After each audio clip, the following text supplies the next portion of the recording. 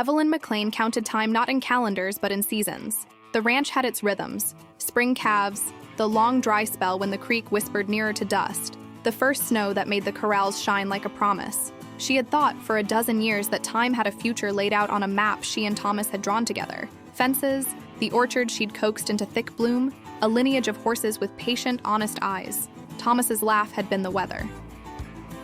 When he was shot down on a windless night on the main road, a year and a half earlier, she had learned that time could shatter like a china plate. He'd been a quiet man with calloused hands and a stubborn sense of fairness. They had argued about seeds, about credit, about whether to sell a pasture to buy the new windmill, and they had made up, and those arguments had been part of the weave of a life. When Marshal Silas Reed rode in 2 days after the shooting with a deputy and a certificate that said Thomas had been beating his cattle to death and stolen brandings, Evelyn's weave unthreaded. The marshal's pronouncement was a gavel she couldn't appeal. The local judge nodded like a man choosing a hat. They took the McClain land tax relief, the one thing that had kept their home afloat through drought, and they wrote Thomas's name into newspapers as a troublemaker, as if ink could kill a man twice. Evelyn learned then that men with badges could be very small men. She learned that power was not necessarily about public admiration. It was about who could command the contracts. For months, the deed collectors breathed at her heels and lenders' envelopes piled up like hungry birds. She had paid off some notes with Thomas's last savings, slept with one eye on the mailbox. She had done what needed doing: sold a broodmare, mended the fence line herself, stitched a neighbor's coat for half a bushel of corn. But grief was a slow work. The first winter after Thomas's death, she found herself speaking to his hat propped on the bedpost as if that could keep the dark from settling. At 40, Evelyn was not the kind of woman whose needs deserved a story. She was a practical woman, hands like two small tools, a midwife who had delivered more than 30 babies in the nearest cluster of settlements, a healer with an herb chest and a steady nerve. She knew how to read a pulse. She also knew that the spot of wrong in her life did not end with mourning. It gnawed at the ledger that had once been balanced by Thomas's careful math. There was no justice in the legal sense. The sheriff's office took what it wanted and wrote, "No action warranted," over the rest. She walked the pasture where Thomas had last stood and swore to herself, in the language of prairie and grit, that she would keep the land, for their name, for the mare with a foal who would not know a father's voice. The first night she saw him silhouette against the moon in the far edge of her property. He came like a shadow with his back bent from travel, a long coat that had seen cities and storms. He was not what the papers called a terror. His face was the kind that had learned to carry too many secrets softly. She found him in the barn when she went to bring in the horses. He was splinting his gate with one hand, cheeks sunken, but eyes alive in the dark. "You shouldn't be here," she said, before she let fear shape itself into a question. He looked up. Something in the look said either confession or plea. "I'm not looking to cause trouble, ma'am," he said. His voice had a rough honesty. "My name's Jasper Calloway. Folks call me Jace. I'm running from Reed, Marshal Silas Reed. He's got a badge, but he's got a ledger thicker than the law." The world shrank to the syllables of a name she hated. Evelyn had seen Reed's men in court and heard his laugh in the saloon where he drank other men's sorrow like a tonic. He had killed Thomas. Evelyn had never been able to prove the gun had been Reed's deputy's, yet there was a record that said Thomas was a criminal, and a verdict sealed in the breathless acceptance of townsfolk who preferred tidy explanations. Jace's words were a match to the bonfire of her suspicion. "You sure you didn't bring him here to bury yourself in the boneyard of my problems?" she asked, forcing a steadiness to her tone. A woman who had been widowed had to measure her kindness like currency. He surprised her by smiling, a quick, rueful slice. "I'm not looking for excuses. I'm looking for shelter and a chance to rest a pair of worn boots. I heard that there was a woman at McClain's who kept a good eye and didn't take kindly to Reed." Evelyn's inside stripped bare. How had her defiance dressed itself into rumor? Had the people she'd nursed whispered in the daylight that she was stubborn and a danger to men in uniform? That she would look a man in the eye and tell him no? Rumors could be kindling. She should have called the sheriff. She should have tied him and handed him over for the reward. There was sense in fear. There was also the kind of knowledge that had nothing to do with rules. It whispered that not all who ran were guilty of what Reed accused them of. Thomas's name pressed cold against her ribs, and she felt the patient thrum of a new decision. Shelter him. Observation first. Deciding later. She led him behind the haymow where the smell of alfalfa softened the air. He moved like a man who'd learned to handle dishes and danger in the same hands. There were bruises under the collar of his shirt, and a blood stain faded to brown along the seam of his jacket. When she helped him sit by the window, he took a long breath like a man who had been holding his own sentence for a long time. "You got a bandage?" he asked, wincing. She did more than that. She had a box Thomas had carved with herbs wrapped in muslin, thread of flax he'd spun, a small bottle of tincture she favored. She tutored her hands and they remembered old motions. Steam, salve, the way flax oil slackened scar tissue. As she cleaned the wound over his ribs, his fingers brushed hers. No sparks, only the rawness of two people sharing warmth in a cold barn. "You'll stay hidden till morning," she said. The command surprised her the way authority does when it's reclaimed. "I'd like that," he murmured. He didn't beg. He simply held himself in the humility of someone who knew the weight of a favor and was willing to have it be a debt on his spine. As she closed the barn door that night, Evelyn felt not only the chill of the wind but the heat of a promise forming inside her. She would not be undone by a marshal's ledger. She would use the only thing she had: her land, her knowledge, her hands. The justice she sought would not come from a town labeled by men of authority. It would come from a woman who had learned to stitch wounds and split fence posts and who knew when a ledger lied. The first days were negotiation in the language of women who had learned to hide the tremor beneath the calendar's schedule. Evelyn fed Jace simple foods: thick broth boiled with marrow and herbs, bread that had been kneaded with Thomas's long-ago strength, coffee strong enough to make the world seem less sharp. She watched how he moved, how he listened to the land as if willows and wind could deliver news, and found in his silence a kind of honor. They were not friends yet. She kept the rules even in the kindness. He slept lofted among the hay, and she tied the barn door in a way that would look like negligence to any passing deputy, but like a deliberate invitation to any enemy who might search too fast. They established terms with the practical language of two people who have been burned before. He would do his share of chores, mend fence, repair the broken hinge on the East Corral gate. In exchange, she would keep him fed and sheltered. Outlaw was a shape the world liked to draw in black and white. Evelyn learned that Jace fit neither outline nor stereotype. He knew how to hold a rifle, but there was no gleam in his eye when his fingers found the wood. He carried a ledger of his own, a map of betrayals and kindnesses, with names that read like a ledger of towns across a dozen counties. He was no saint. He had taken coin from a cattleman who'd refused to pay a widow's father, but he had also stood his ground against men who would drag a woman out of her bed. He had been forced into small crimes by the way the cards of his fortune had been dealt. The Marshal's wrath had made those cards into a noose. Evelyn's competence earned him a kind of respect. She showed him how to graft the plum tree that Thomas had planted and revealed the secret stitch that spared calves' navel cord infections. He watched and learned with the soft attention born of gratitude. He began to understand that here was a woman who would not merely tuck him into a corner of mercy. She would teach him how to use his hands on something that built rather than broke. Their escape from danger was not a cinematic chase, but craft. When Reed sent two deputies to the McClain place looking for signs, fishing for stories in the saloon and looking to sell a quiet terror, Evelyn had spread a rumor that Jace had left at dawn and been seen on the North Road. She planted footprints to match. The deputies, men who wanted to write their own histories with Reed's ink, believed what they wanted. They left with a nod and a parcel of tobacco. If Reed's researchers were cunning, Evelyn's quiet cunning rivaled them. One night, when the moon was a coin tossed in a child's pocket, a sound came from the back gate, a horse's footfall that stepped like a question. Jace moved to the shadow and whispered, "That's not a deputy. That's a runner." He took the pistol she had stowed under the loft and redistributed their tools of defense. She watched him and felt an odd surge of gratitude that was not the same as the ache that had sat in her chest for Thomas.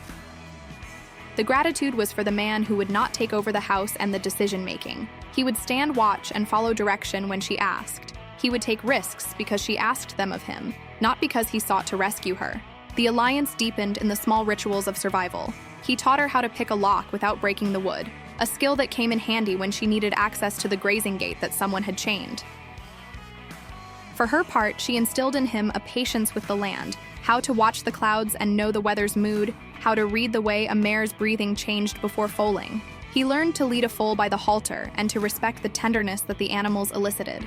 Evelyn listened to his story in fragments, pieced together like a quilt where the edges didn't quite match. He had been a drifter who'd tried to settle in a town that had more debtors than hope. Reed had come through as a righteous marshal and found pockets to fill.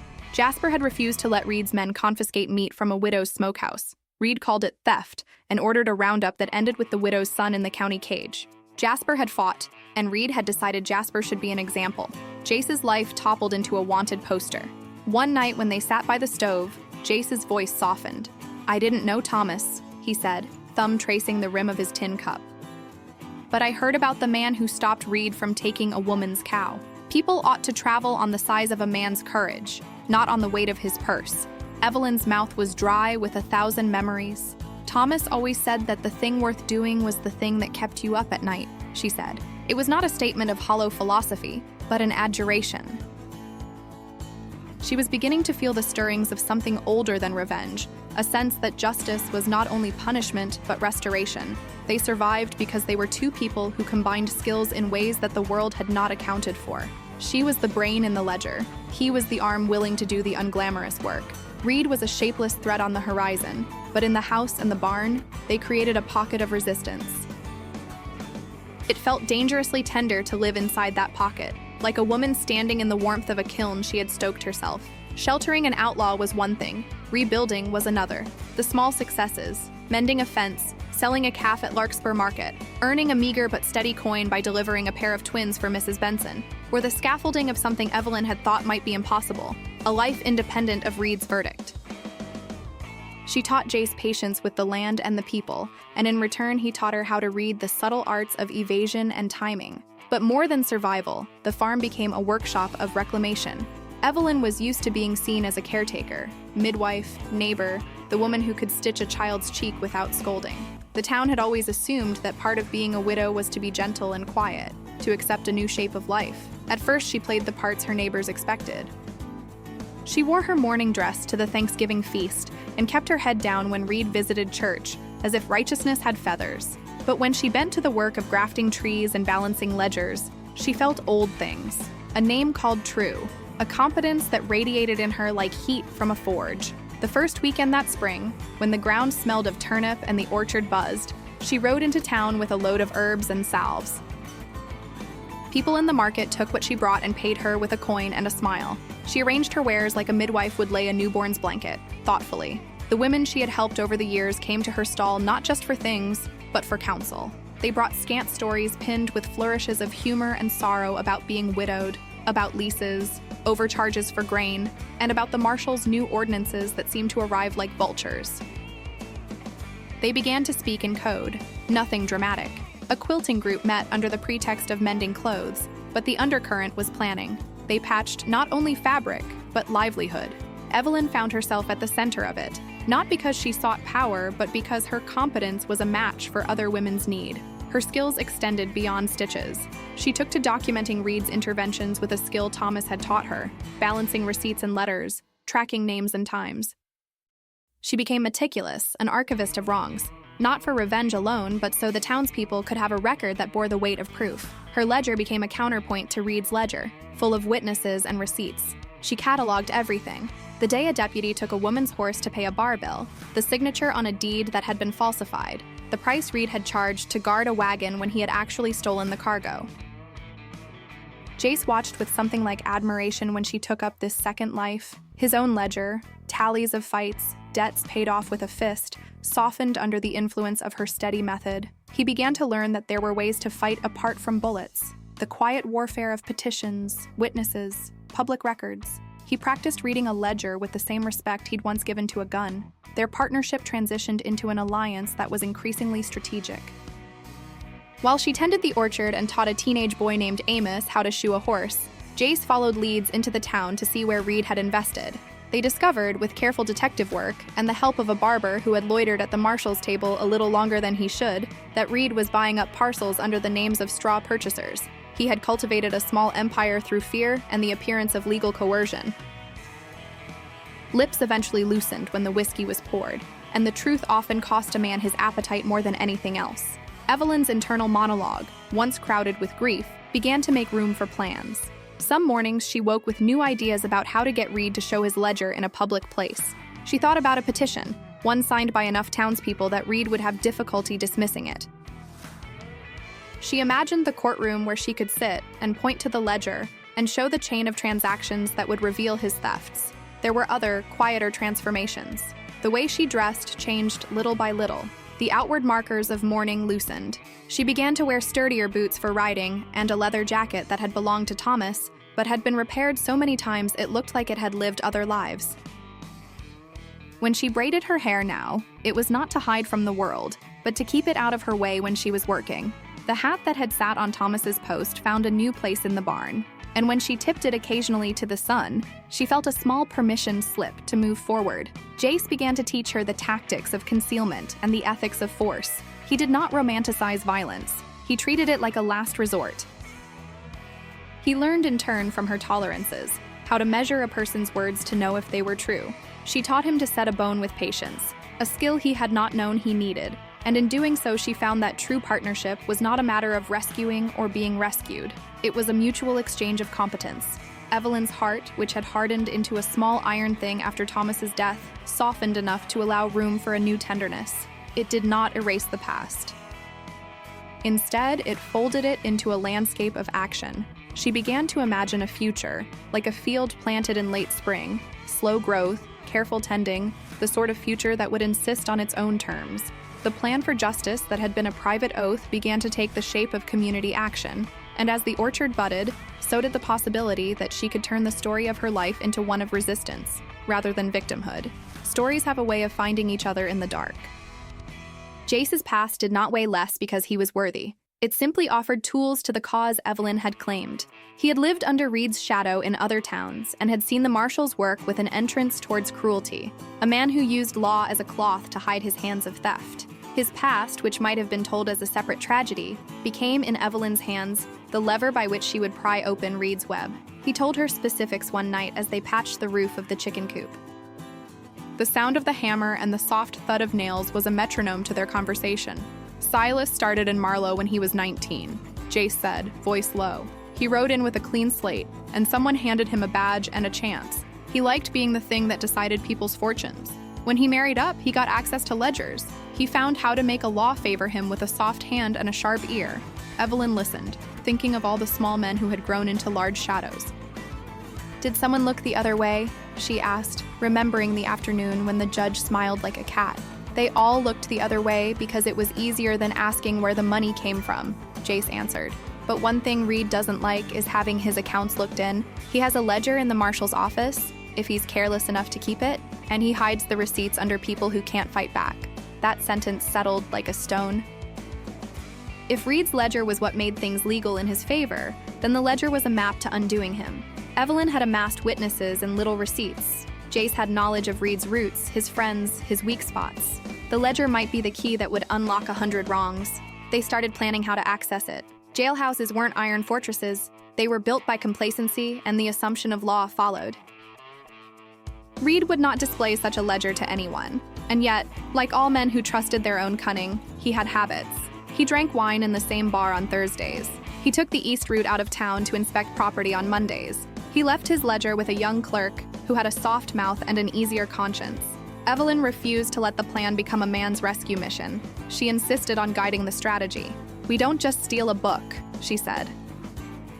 We create a context where that book can't stand. We make the town see it for what it is. Her plan had a social architecture. They began to circulate affidavits among the women she had saved and the men who had once owed Thomas kindness. They collected names, one by one, like beads threaded for a necklace. They prepared witnesses to speak together so that Reed's smear of Thomas would be exposed by the chorus of lived experience. Jace used his knowledge of Reed's schedules to find the tenderest hour when the clerk would be drunk behind the desk. It was risky. That risk was not for Jace alone. It was for Evelyn, who had casts of years and a farm that could be seized if Reed felt threatened enough. Her hands sometimes trembled when she thought of Thomas's ghost, but then she would steady them. We'll need to make the case in a place where people can't ignore numbers, she told Jace.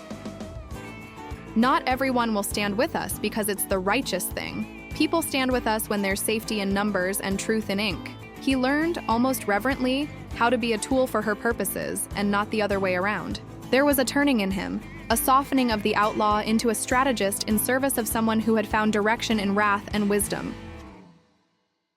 The outlaw's knowledge of back roads, safe houses, and the ways men slipped through legal netting became a utility in Evelyn's hands. She directed him to find the man who ran Reed's ledger and to find the hiding place of the book. The deeper their plan grew, the more their relationship evolved. The attraction between them was a subtle thing that started in the exchange of respect and competence. When Jace presented the idea of watching Reed's Thursday bar, Evelyn set the line of action and he executed it with the devotion of a man who had learned to follow someone he now trusted. He did his part not because he sought to win her, but because their plan had weight. She was the one who sustained the narrative, her decisions carving the route like a plow through hard land. When the day came that Jace obtained the ledger, quietly removed from a small chest in the Marshal's office while the clerk napped above his whiskey, Evelyn handled the book with both reverence and a precise mind. It was heavy with ink and cruelty, the margins filled with names and dates. Her fingers traced Reed's handwriting and found the shorthand that rounded receipts in ways meant to be indecipherable. Jace had been right. Reed had been building a kingdom out of fear and forged papers. Instead of triumph, Evelyn felt the gravity of responsibility. A ledger could topple a man, but only if it could be shown without fear of tampering. She photographed pages by the light of a lantern, transcribed the entries by hand, making copies that could not be planted with counterclaims. She involved Sister B, the traveling preacher who had a voice that made folk listen, and Ruth at the general store who could pass messages with the change of a coin. The ledger was not to be hidden. It was to be laid bare like a bone to prove what had been done. Reed's men would be looking for the book, and in the act of stealing it, they would know it had been stolen by someone with a reason. Jace expected to be hunted. Evelyn expected to be interrogated, maybe worse. But her mind had already gone ahead to the day when she would stand in the town hall and point to the entries that stole lives. She had imagined a world in which men with badges were held accountable. The ledger, Jace's knowledge, and her own hard-earned courage conspired to make it possible. There are wounds that merit quiet tending, and wounds that demand fury. Evelyn had expected sorrow to be the long, patient type, but when she read the ledger under the dim light of her kitchen table and found Thomas's name written beside charges that were invented, her sorrow flared into outrage. There it was in ink, the slanted, officious handwriting of a man who transformed a neighbor's kindness into a crime. Thomas had been robbed, humiliated, and ultimately taken. The ledger had traced not just theft, but a pattern of predation. She let herself stare at the pages until the morning light softened the edges. Her grief was no longer just about a husband who'd been shot. It was about a small, insidious violence perpetuated by a man who'd learned to weaponize law. A woman's voice rose inside her, not the soft one she used when calming a laboring mother, but a sharpened voice that had been honed by all the slights she'd swallowed. She wanted more than revenge. She wanted restitution. She wanted the names of those whose livelihoods had been snatched to be returned. Evelyn did not romanticize the notion of justice. She knew that the law often belonged to men with funds and friends. She understood that Reed would not be easily undone. His influence had roots. She also knew how to call witnesses. She wrote out affidavits, walked to the river crossing where Farmer Isaac had hidden the truth for fear of reprisal, and convinced him to sign his story. She walked to the seamstress who had mended Reed's coat when he scowled and asked for her recollection. She collected women who had seen the Marshal's men cart off animals in the night and persuaded them to speak. There were practical details that tested her: the cost of printing copies of the ledger, the need to keep the original safe, the necessity of a trusted legal mind to present the evidence. Evelyn recruited Joel Pembroke, a retired clerk who had a conscience and a shaky step, to help authenticate the handwriting. Joel's hand trembled when he wrote the certification, but his eyes were steady. "You're doing a brave thing, Mrs. McClain," he said, with a respect that felt like heat. Her plan was not just to present the ledger, but to orchestrate a public reveal, where Reed's deeds would be visible to the town's collective sight. She knew the Marshal's power relied on secrecy and a smattering of fear. If she could get a crowd in the town hall, if she could line witnesses one after another to tell their stories, Reed's web might be untangled. There were choices to be made that would define her. She had to decide whether to risk the farm and the safety of the neighbors who had confided in her. She had to decide whether to expose Jace completely, making him a target, or to use him only when necessary. For Evelyn, the decision was not hard.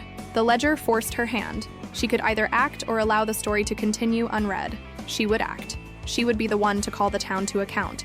The night before the scheduled hearing, she could not sleep. She walked the property in moonlight and thought of Thomas's voice in small things, the way he had sharpened plowshares, the way he had whistled when he saw a good tack. Her grief had smoothed into something like resolve. She had been tempted at times to leave, to take what remained and step into anonymity. But resolution was not a passive refusal to be hurt. It was a decision to use pain as fuel. She and Jace rehearsed witness lists and responses to anticipated accusations. Jace's hand found hers in the middle of the plan and squeezed it with the easy confidence of a man who trusted her decisions. She did not mistake that squeeze for ownership. It was a partnership stroke, a mutual acknowledgement of the stakes. When the hearing began under the wooden beams of the county building, there were more people than Evelyn had dared hope for. The sheriff's office had expected a nervous widow or a few disgruntled neighbors, not a woman with a book of ledgers and a line of witnesses. Reed sat like a man with a carved face, ready to preach. He had deputies at his side, their faces blank with practiced indifference. Evelyn stood and felt the air press in. Her voice was steady as she described the ledger and its implications. As witnesses took the stand, women who had been cheated out of livestock, men who had been forced to sell under threat, it came like the lifting of a curtain. Each testimony added weight. The ledger entries she presented matched oral testimony. Joel Pembroke corroborated the handwriting. The room shifted. People leaned forward and listened with a new hunger. Reed, when pressed, offered the predictable denials and the suggestion of technicalities. He threatened careers.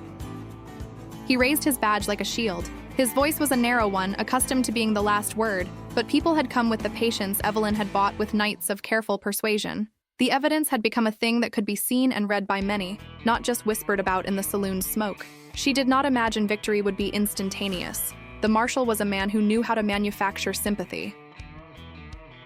He would likely appeal, he would twist, but for the first time since Thomas's death, she felt the possibility that the scales might incline toward fairness. The ledger had become proof, but proof must be presented and interpreted by other minds. Evelyn had done her work. Justice would take its staggered course. When the hearing broke and the people began to file out, some faces were kind, some sour.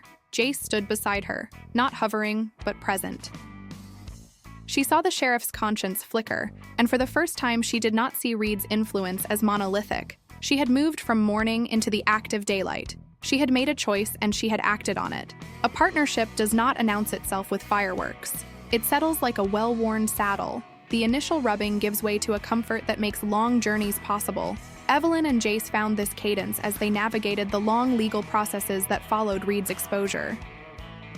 They worked as co-strategists. She planned the legal approach and the optics. He handled the more physical logistics, the kinds of things that required moving quietly and predicting a man's movements. They had to finesse the politics of a town that adored a man in uniform. There were threats whispered in the general store and a few broken windows meant to remind her what isolation could do.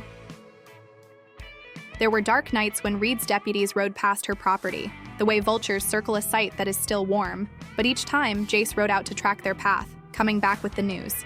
She listened to him and then made decisions. She did not leap into the fray on a whim. She used the evidence at hand and the testimonies she had carefully collected. Love, when it grows in unlikely places, often shows itself in small, unglamorous ways. Jace learned to sew a tear in her leather gloves without calling attention to himself. Evelyn taught him the names of plants whose names changed each county over, and why that knowledge saved lives. They had conversations that were less about declarations and more about the business of mutual care. He would watch the horizon for storm clouds and she would balance the household accounts. He would sit up nights with baby Amos when the child had fever, and she would watch him with a new understanding, the way his jaw lifted when he handled a child with gentleness. She taught him to write his name with a steady hand, not for registers of law, but so he could claim himself in the world in a small, civil way. The solidity of their partnership deepened during a difficult episode where Reed attempted to seize title to a neighboring family's land, leveraging a falsified deed. Evelyn could not rely on the courtroom alone. Reed's influence stretched to the land office where a document could be buried by a quick stroke. She organized a counter-raid of testimony, galvanizing a coalition of women who had been wronged and men who had remembered Thomas's decency. They marched to the land office and stood with Benjamin Hargrove, the man whose deed was being simmered away like grease on a pan. Jace was in the front, but he followed Evelyn's orders. He tended the perimeter, kept loose ends from fraying, and found a clerk who had been bribed to sign a paper only to discover that he'd done something he couldn't live with. Evelyn presented the constellation of evidence, original deeds, a ledger entry that matched the date of the forged signatures, and witness testimony from Hargrove's wife, who had watched the deputy sign the document. The law at last creaked under pressure. Walker, the clerk, resigned in shame rather than continue the fight. The drama of that day did more than set property rights straight. It reassured Evelyn that partnerships built on equality were not illusions. Jace's redemption arc was not centered on receiving absolution through her love, but on learning to invest his strengths into a shared cause. He still bore the mantle of an outlaw in many people's minds, but his actions had begun to rewrite the story. He had been an instrument in a broader symphony, each contributing something the other lacked. Their romance was a map of small gestures and mutual recognition. He listened to her with a kind of reverence that was not worship, but attention. He sought her counsel when he had to choose to cut ties with old habits, and she asked him to teach others how to defend themselves without escalating violence. The equality of their relationship meant that power flowed both ways. She depended on his mobility and knowledge of Reed's network, and he relied on her ledger skill and her moral clarity. They also had to confront the realities of attraction and fear together. Once in the kitchen, exhausted after a week of hearings and a near raid, he reached for her hand, and she did not pull away. "I don't want to be the man who saved you," he said, voice small. "You're not," she answered. "You're the man I chose when I needed a hand that could see more than a badge." She leaned her head on his shoulder for the first time with something like permission, an act that was less about ownership than about acceptance. As the legal pressures softened in one place and moved to another, so too did their lives start to settle into a pattern that felt like mutual caretaking. They were both flawed, a gesture that made them human, not less worthy of love. Jace had secrets he didn't always share. Evelyn's temper could be brisk, and sometimes she closed herself like a book when burdens felt too heavy. But they learned to bring those faults into conversation and to negotiate the edges so that they did not become fault lines. At the center of their cooperation was a moral code Evelyn insisted upon. Nothing about justice should be more about revenge than restitution. They worked to recover property for those who had lost land, to petition for reduced fines for men who had been coerced into signing documents, to secure pardons where Reed's wrath had made criminals of the innocent. Their balance of skills meant that each success was a shared victory, a marker not only that the law could be bent back towards fairness, but that two equals could shape that process together. There are moments when a life asks for a reckoning, and sometimes the most formidable choice is not between safety and danger, but between two forms of courage. Evelyn found herself at that juncture as Reed's appeal moved through the courts, and his men grew more desperate. There was an offer, simple, old-fashioned, and corrupt. Reed sent emissaries with threats and with an insinuated deal. Drop the case, accept a small payment to leave town, relocate with what dignity you could salvage, and all will be made easier. He promised the papers would leave Thomas's name alone if she would move quietly and not bring charges that could topple him. The question arrived like a winter wind. Choose safety or choose an endless fight. To accept Reed's offer meant the farm might survive intact, her name would be insulated from further smearing, and the small breath of peace could be held. To refuse meant a continued battle with the possibility of physical harm, property loss, and the exposure of neighbors to Reed's ire. Evelyn sat in the orchard with the ledger in her lap, thumb tracing the ink as if it would tell her the right thing. Thomas's ideas of fairness were a weight and a compass. She thought of the pitcher of milk she had refused to sell in the first months after his death, so the widow across the lane would have enough. She remembered being a midwife and taking an oath to help bring life and preserve dignity. Her life had been shaped by choices that did not make her smaller. They had been the things from which strength was born. Jace stood near the fence, watching the road in a way that suggested he weighed the horizon for danger like an elder. He had become the kind of man who wanted to make sure his partner had room to choose, not the man who sought to decide for her. He could have prevented her from seeing the emissary. He had fought Reed's men before and did not fear them in the way other men did. He could have taken the ledger and fled, making artifacts of their work. Instead, he waited. "You don't have to choose alone," he said, not trying to sway but to stand as a mirror. That line, both offering and refusing control, was what made him the equal she needed. She considered it. To be loved by a man who insisted on sharing a burden and not claiming proprietorship of her choices was a new and delicate thing. She had been given the chance to be quiet and safe, but the ledger's ink had a tell. People were named and lives cataloged. She could not accept a bribe that meant the names of the wronged would be buried. The moment of choice was also when imaginary futures played like silhouettes on a wall. She pictured a life where Reed's influence was curbed, where the county's ledgers were transparent. She imagined the orchard in 10 years with a fence that bore their name intact, with Thomas's grave unbesmirched and the neighbors' children learning how to graft trees. She saw herself older, hands perhaps more lined, but with a community that would not live under the shadow of a Marshal's avarice. She imagined a different kind of love, one built on mutual respect and the knowledge that both could hold danger. Evelyn chose. She refused Reed's offer. She would not barter the names of the abused for a quiet existence. She would risk the farm, the reputation, the possibility of a violent reaction. It was not an impulsive call. It was a decision rooted in principle and an insistence that the dead might matter as much as the living. For a time, they let themselves dream together. In the weeks before everything came to a head, they allowed for a few mornings when neither spoke of danger. They tended the animals. They rode to town and listened to the gossip as if it were common news rather than the tremors of war. Jace and Evelyn, for a few small weeks, pictured a future that had nothing to do with Marshal's ledgers. They talked one evening of a life where they would run a ranch together and teach a small school in the old granary for children who needed reading. It was a tender softness, an imagining that steadied them as if a warmth in a glove. Then, like all calm before a storm, the quiet was pierced. A rider galloped in with the news that Reed would not accept their defiance with a quiet shove. He was sending men to reclaim what he asserted was lawfully his. The lie of his authority was an argument with force behind it. Evelyn closed her jaw and let the choice she had made become a plan. She did not pretend the stakes were small. The choice had been hers, and she was prepared to defend it. When men find their authority questioned, they can be ruthless. Reed tightened his grip. He sent men with a kind of bureaucratic cruelty, papers, writs, deputies with practiced sternness, who claimed they were doing the county's work. The first nights, they came through the fields at dusk and cut fence posts to make passageways, pretending it was routine. They left with a posture of righteous men doing hard jobs. In reality, they raided barns, took stock, and dipped their hands into other people's stores of food. Evelyn watched the horizon and felt the chill of the world tightening. The pressure mounted in ways that were not always visible. Reed had allies, a judge who owed him favors, a land registrar who took bribes like comforts, and a few businessmen who profited from property transferred under his hand. He was patient and methodical, the kind of man who ground an opponent in bureaucratic sand. She was not untouched by fear. She lay awake and thought of her neighbor, Mrs. Harper, whose small kitchen had been ransacked for decanters, and who had been told that her house could be condemned for failing a code inspection that Reed's men had suddenly begun to enforce. She thought of the children who woke at night and asked why men in uniforms were wilting the world under a cloak of law.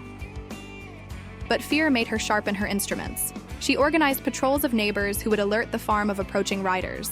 Jace kept watch from the ridgeline with a pair of old binoculars, his silhouette a constant presence. Her female solidarity network intensified. Women who had formerly met in quilt circles now met in the barn and shared strategies for keeping children safe, for smuggling documents out of town, and for sleeping with one eye open. Reed's men tried to use Jace's outlaw status to undermine Evelyn's case. They planted rumors that she was in league with criminals, that she used the farm as a safe house for thieves, hoping to turn the townsfolk's fear into a weapon. For a town where a woman's reputation was often the only currency she owned, such rumors were dangerous. But Evelyn had kept records and witnesses who would not be bullied into silence. The women who had once whispered about her now stood openly by her side in public gatherings, their faces set and their hands clasped together like a chain. Reed responded with bribes to the most vulnerable and threats to those he couldn't buy. A deputy known for his quick temper attempted to arrest Jace on a trumped-up charge, and the town square almost became a battleground when neighbors moved in to protect him. Jace, though tempted to run, stayed because he had begun to see that staying could be a way of changing the narrative about who he was. The Marshal tried to use Jace's past as a cudgel. Reed's allies produced an old wanted poster with an embellished tale and distributed it in town. But the ledger Evelyn had presented, copied and distributed in discreet bundles to the press, thanks to the help of a sympathetic newspaper editor, had already begun to change public opinion. The more people read Reed's own handwriting cataloging his crimes, the less convincing his declarations of righteousness became. As the tension built, violence moved like a storm swelling at sea. One night, the Harper house burned under suspicious circumstances. An accident, Reed's men claimed, but the arson's timing suggested a message. Evelyn's chest tightened. She could have retreated. She could have sold the farm for safety. Instead, she sought out more allies. Schoolteacher Ruth organized a petition, while Sister B delivered sermons with a moral clarity that made the congregation uncomfortable in their complacency. Reed's attempt to silence them produced an unexpected effect. The women's solidarity solidified. The Widows' Circle, a name they took ironically at first, began to function like a grassroots court, cataloging abuses and providing refuge for those targeted. They ran errands, hid children, and supplied food. They were not warriors in the romantic sense. They were the kind of force that could outlast men who only thought themselves strong because they had guns and authority. Their strategy was endurance. Evelyn found herself increasingly in a leadership role, which suited her because she had never sought power for its own sake. She used the women's knowledge, who in town owed money to Reed, whose land he coveted, who had received suspicious permits, to build a legal map that would be hard to refute. They had men testify too. As more voices and documents accumulated, the pressure on Reed mounted from multiple directions: legal, social, and moral. Reed made a final plunge. One dawn, his deputies came to claim the McClain ranch, producing a forged notice of eminent domain for improvements needed for the county road. They threatened violence if she refused to evacuate. They assumed the awe of a badge would cow her. Evelyn stood in the doorway, Jace at her side, and the women and men of the neighborhood gathered like a human fence. They refused. The deputies faltered where there was collective resistance. The Marshal's attempt to isolate and intimidate had failed because the community had been given a script of mutual defense. It was not a clean victory. Reed responded by attempting to discredit the ledger further, and he had one final trick: an old ally in the press who offered to run a counter-story that would smear the witnesses. But the people had seen too much. The tide that had once lapped around Reed's boots had begun to recede. Victory is seldom a straight line. The most dangerous hour often comes after the highest morale, when the opponent makes a desperate and brutal play. Reed understood this. He was a man whose instincts for dominance were backed by a sense of entitlement. His final gambit was not just legal artifice, but a brutal attempt to break spirit and tarnish legacies. On a bleak autumn afternoon, when the wheat stood like a promise ready for harvest, Reed staged a brutal move. He hired a band of men with no badges, men who had nothing to lose and everything to buy, and sent them to burn the McClain barn. The barn was where Evelyn had sheltered Jace, where seeds and feed were stored, where a trove of documents and copies of the ledger had been kept. When the women raced out of their houses to find the sky smoke red and the barn aflame, a sense of helplessness hit like a physical blow. Evelyn ran. She had fought the ledger in courts and hearing rooms. She had organized women with quilts and petitions and arranged for witnesses. But nothing had prepared her for the visceral dread of seeing the flames swallow the staples of her life. She stood on the crest of the hill and watched, feeling as if the act of arson was meant to be both an insult and a declaration. "We can take your things," they meant, "and therefore your power." The fire took with it the utility of their plans. Some of the copies were gone. The original ledger had been in a safe place, but not in her barn that night. She had hidden it elsewhere after Jace's close call. Yet the loss was greater than material. It was a symbol of attempted erasure. The community felt the assault as their own wound. That night, Reed's men came looking for Jace, and in the chaos, they captured him. They had planted a separate warrant, old crimes scribbled into formal language, and brought him before the judge in a staged appearance. He was held in chains and paraded like a cautionary tale. Evelyn watched the scene from the back of a packed hall, fury and a paralyzing fear competing. She'd seen Jace's face the first time she'd folded a bandage on him, and found him with eyes full of weariness. Now those eyes were dull with the kind of resignation one sees in men who are told punishment is inevitable. It would have been easy, natural even, for Evelyn to be broken by this. Reed wanted that. He wanted to send a message: "Don't challenge me." He wanted to manufacture a martyr. Jace's guilt, whether real or not, would be used as justification for harsher measures. The judge's gavel fell heavy. The town's nerves quivered. But Evelyn refused to be undone. There was a hard, clear voice within her, tempered by Thomas's memory and sharpened by months of work, that would not permit capitulation. She stood in the hall and demanded to speak. The judge, irritated at being interrupted by a woman, hesitated, but the presence of the ledger copies she had circulated among other townsfolk, survivors clutching their own copies, made his refusal less certain. She made a calculated, brave move. She told the judge that if he would not grant a fair hearing, she would take the ledger to the public square and lay Reed's crimes bare. She would not let a man with a brass badge buy the silence of the court. Her voice was steady and metallic with purpose. "If this town prefers the rule of one man to the rule of evidence," she said, "then I will make them choose otherwise." Her defiance forced Reed's hand. He could have escalated. Instead, he attempted to discredit her by publicly accusing her of running a gang. He had one more trick, old rumor about a woman's reputation, but the women of the town refused to be gaslit. The widow's circle, the farmers, the men who had once smirked at her and now stood beside her. They rallied and demanded Jace be given proper counsel. During Jace's worst hour, sitting in a dank cell with ropes over his wrists, Evelyn found a way in. She slid through a window with the help of Sister B and a sympathetic guard. She stood close to him and let silence do its work. There was a rawness in him that no amount of legal brilliance could smooth.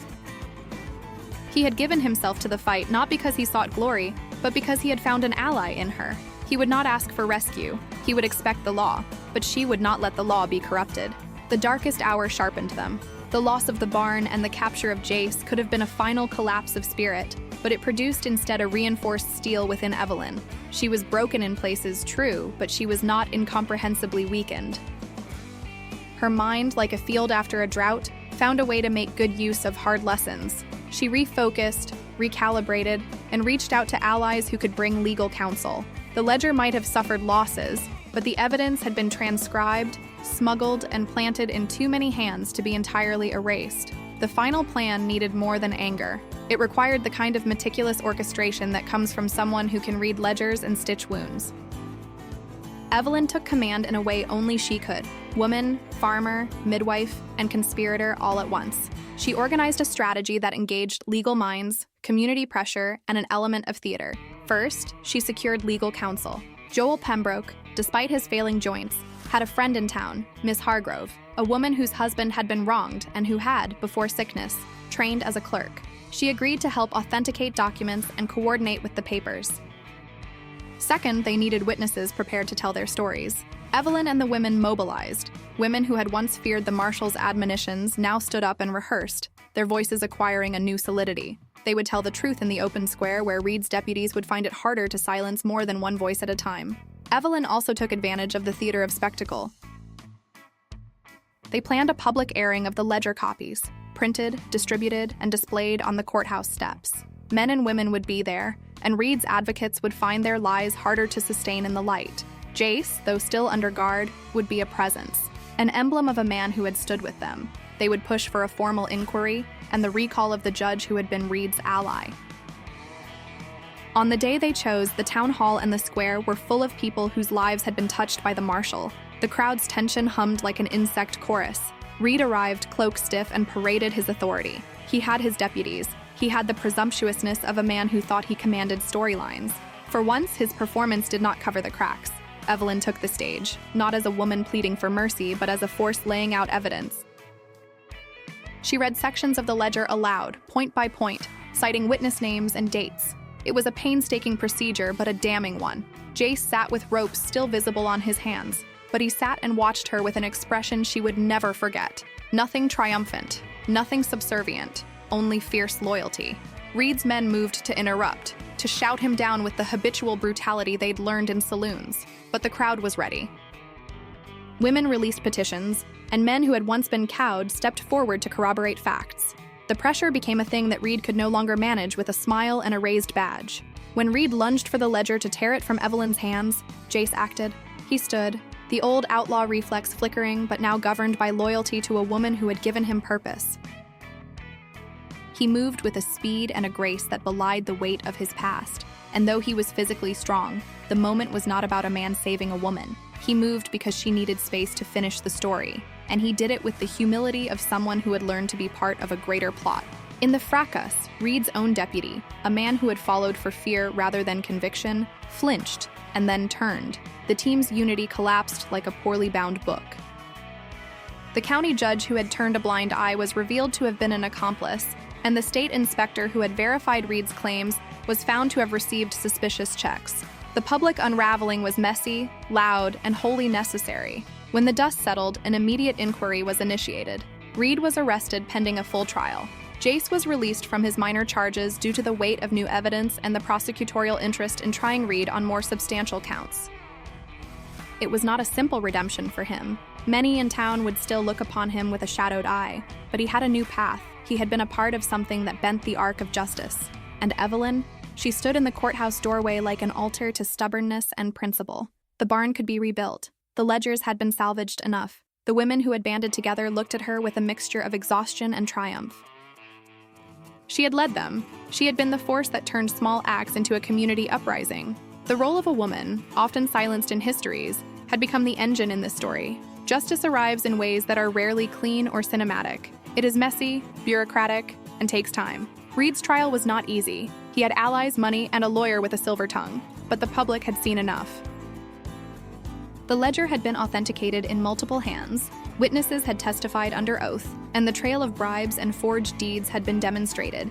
Reed had enemies who were now eager to cooperate with the prosecution in order to salvage their reputations. Evelyn prepared herself like a defender for a long court fight. She took to the stand and recounted the ledger's discovery, the sequence of events, and the hardships inflicted upon those who had once been nameless in the ledger's margins. She did not let the court make her small. She was not content with mere diatribe. She spoke with the clarity of a woman who had kept precise records and now presented them with confident authority. "Hardship is not an abstraction," she said. "It is the thin bed of a child who goes hungry because a deputy took the last sack of flour. It is the widow who cannot pay a tax because a supposed marshal sold her cow under false charge. These are small cruelties in the ledger, and they add up to ruin." Reed tried to claw his way back with counterclaims, but the evidence was damning. The jury, drawn from men and women who had seen their neighbors' lives upended, found him guilty on multiple counts: fraud, coercion, and conspiracy. The judge, under mounting public scrutiny and the unraveling of his own career, found it necessary to impose a sentence that would remove Reed's power permanently. When the gavel fell and Reed was led away in shackles, the applause in the courthouse was muted, respectful, and fervent. People cried, some hugged, others who had spent years being quiet out of shame or fear stood and shook hands. The community had, through a woman's dogged persistence and the cooperative actions of many, reclaimed a measure of their sovereignty. The legal victory had tangible consequences. The forged deeds were rescinded, property returned, debts that had been unfairly levied were adjusted. Evelyn received not only moral vindication but also a practical settlement, a small payment from the county that had sat too long on its hands. Joel Pembroke helped negotiate a restoration fund for families who had lost livestock and property. The Widow's Circle arranged seed and equipment distribution so that those who had been wronged could rebuild. For Jace, the victory was sweet and complicated. He had been offered a chance for pardon and to make good by working on a newly established land commission that would help prevent future abuses. He considered it deeply. Evelyn never pushed him. She recognized that his path belonged to him. He chose, finally, to accept a role that allowed him to use his knowledge to protect others, an apt redemption for someone who had once been called an outlaw. At the heart of the triumph was something else, a transformation of how the community saw women like Evelyn. She was no longer a widow with a sad story. She was a leader who knew how to gather facts, build coalitions, and move the machinery of law. The women who had stood beside her were recognized as citizens with agency. Their solidarity had not only toppled a corrupt marshal, but had changed the town's moral compass. As Reed was taken into custody, Evelyn felt a forgetful grief. She had not obtained Thomas back. A man's death is an irreversible removal, but she had achieved something that honored him, the restoration of justice and an affirmation that his name would not be damned by lies. The orchard would be theirs to tend. The barn, rebuilt with community sweat and skill, would stand as proof that a woman could rebuild what the powerful tried to destroy. Time, which had once been a treacherous thing, now drew a softer arc. A year after Reed's conviction, the McClain ranch thrummed with life. The barn had been rebuilt, bigger, stronger, and painted in a rust red that caught the sun. Children's laughter skittered across the pasture, and the orchard, carefully nurtured, burst with fruit in the late summer heat. The property taxes were manageable, the settlement had been fair, and a small fund organized by the new land commission provided microloans to neighbors so that the community could flourish. Evelyn had changed in ways both visible and subtle. Where once she'd worn long black sleeves and a grief that hung like a shroud, she now favored a practical jacket patched at the elbows and stout boots that had been broken in by hard rides. The lines at the corners of her eyes had deepened, not with sorrow alone, but with laughter and the weight of experience. She wore Thomas's hat sometimes, not as a relic of mourning, but as an emblem of shared history. The ranch was hers, legally, fully, and with the quiet pride of someone who had fought to ensure her family's legacy endured. She had incorporated the farm into a cooperative model alongside 3 neighboring families, most of them women who had been sustained by the Widow's Circle.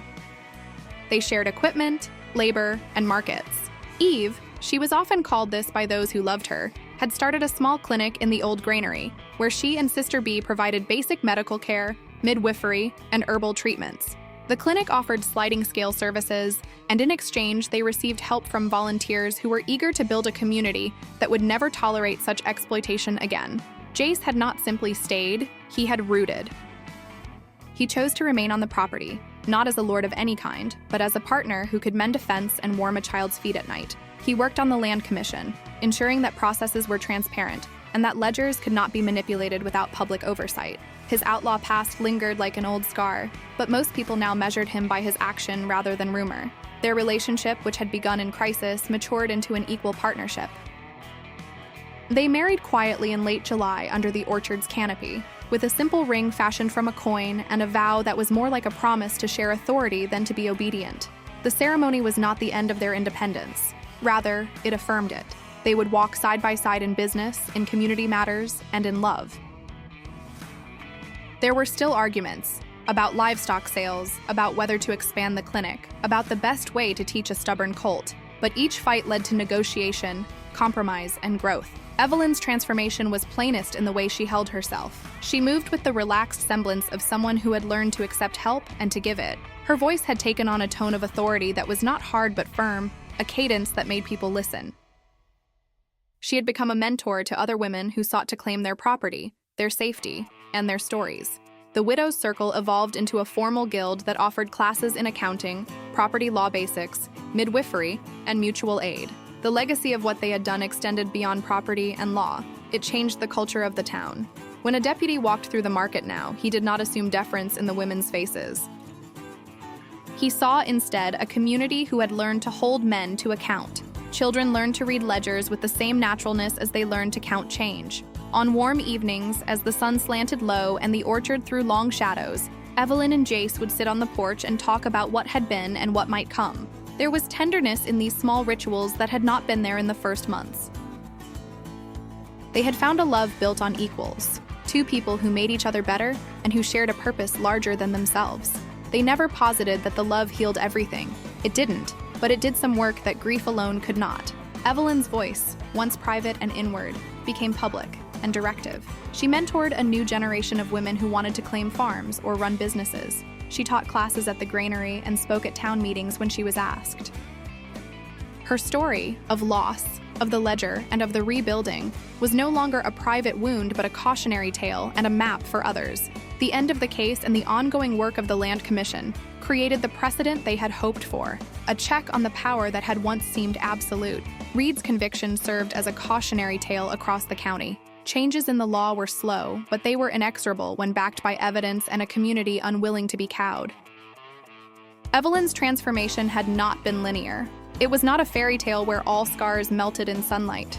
She kept Thomas's hat in a box sometimes, pulling it out and resting her hand on it in quiet moments. She still missed him, but the story she told herself now was not of a woman who had been broken beyond repair. It was of a woman who had chosen to stand, who had taught others to stand, and who had found, in unlikely company, a partner who saw her as an equal.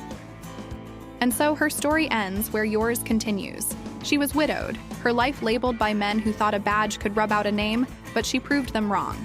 She lost a barn, she lost peace, she almost lost the chance to be anything other than a footnote, but she rose. Not because someone else rescued her, but because she refused to be small. She built a network of women who stitched wounds and led ledgers alike. She turned grief into a blueprint for justice. If you are a woman who has been knocked down but refused to stay down, if you believe it's never too late to reclaim your power, if you want to see how the fiercest love is the kind that stands beside you and respects your choices, then you have found your tribe. Subscribe to hear more stories where women rewrite endings, where love is an equal partnership, and where courage is ordinary. Like this tale if you believe every woman deserves a second chance at happiness on her own terms.